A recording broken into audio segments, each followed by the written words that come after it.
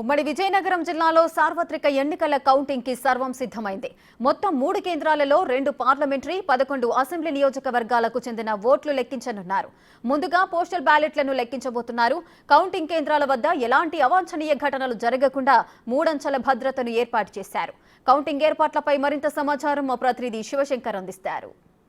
ఎన్నికల కౌంటింగ్ అయితే సర్వం సిద్ధమైంది. ఉమ్మడి విజయనగరం జిల్లాలో అటు పార్వతీపురం మన్యం జిల్లా కావచ్చు, ఇటు విజయనగరం జిల్లా కావచ్చు, 2 జిల్లాల్లో కూడా మొత్తం అధికారులు అయితే సర్వసన్నద్ధం చేశారు. కౌంటింగ్ సంబంధించి చెప్పుకోవచ్చు. పార్వతీపురం మన్యం జిల్లాలో ఒక కౌంటింగ్ సెంటర్ని ఏర్పాటు చేశారు. అదేవిధంగా విజయనగరం జిల్లాకు సంబంధించి అయితే జేఎన్టీయూ అండ్ లెండి ఇంజనీరింగ్ కళాశాల ఈ 2 ఓట్లు కూడా కౌంటింగ్ కేంద్రాలుగా అయితే ఇప్పటికే గుర్తించి అన్ని ఏర్పాట్లు కూడా పూర్తి చేయడం జరిగింది. ఇక్కడ మనం చూసుకున్నట్లయితే ముందుగా లెండి కాలేజ్ చూసుకున్నట్లయితే లెండి కాలేజీలో ఎస్కోట, చీపురుపల్లి, అదేవిధంగా గజపతి నగరం, రాజ్యం, నెల్లిమర్ల నియోజకవర్గాలకు సంబంధించి కౌంటింగ్ జరగనుంది. అదేవిధంగా జేఎన్టీయూ యూనివర్సిటీకి సంబంధించి విజయనగరం, బొబ్బిలి ఈ 2 నియోజకవర్గాలకు కౌంటింగ్ అయితే ఈ జేఎన్టీయూ కాలేజీలో జరగనుంది. దీంతోపాటు మన పార్వతీపురం మన్యం జిల్లాకు సంబంధించి చూసుకున్నట్లయితే అక్కడ సాలూరు, కురుపాం, పార్వతీపురం, అదేవిధంగా పాలకొండ ఈ 4 నియోజకవర్గాల కౌంటింగ్ జరగనుంది. అదేవిధంగా 2 పార్లమెంట్ సెగ్మెంట్ల యొక్క ఫలితం కూడా ఉమ్మడి విజయనగరం జిల్లాలో తేలనుంది. విజయనగరం పార్లమెంట్ అభ్యర్థి యొక్క ఫలితం లెండి ఇంజనీరింగ్ కళాశాల వేదికగా అయితే తేలనుంది. అదేవిధంగా పార్వతీపురం మన్యం జిల్లాలో అరకు పార్లమెంట్ అభ్యర్థి యొక్క ఫలితం అయితే అక్కడ తేలనుంది. ఈ విధంగా మనం చూసినట్లయితే ఓవరాల్గా మొత్తం ఈ విధంగా అయితే ప్రస్తుత పరిస్థితుంది. దీని ప్రకారం మనం చూసుకున్నట్లయితే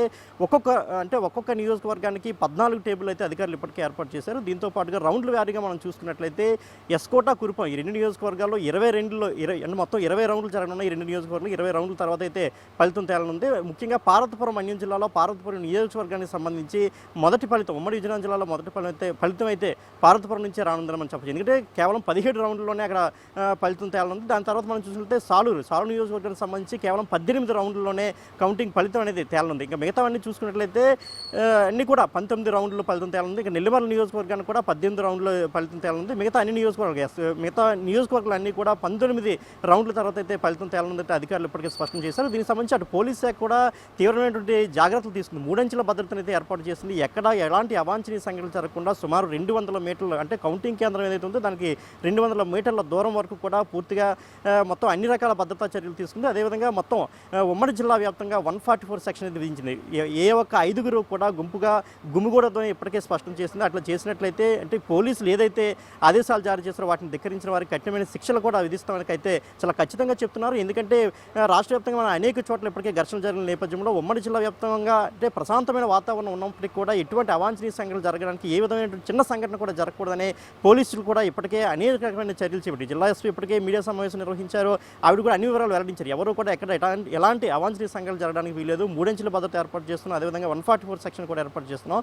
ప్రజలు ఖచ్చితంగా పోలీసులు అంటే ఎన్నికల సంఘం విధించిన రూల్స్ అన్ని కూడా పాటించాలి, లేదంటే కఠినమైన చర్యలు తీసుకుంటామని చెప్పారు. సో అదేవిధంగా ఇప్పటికీ ఎవరైతే కౌంటింగ్కి సంబంధించి ఎవరైతే పాల్గొంటారో వారికి కూడా శిక్షణ అయితే పూర్తి చేశారు. వారందరూ కూడా పూర్తి స్థాయిలో అవగాహన కల్పించారు.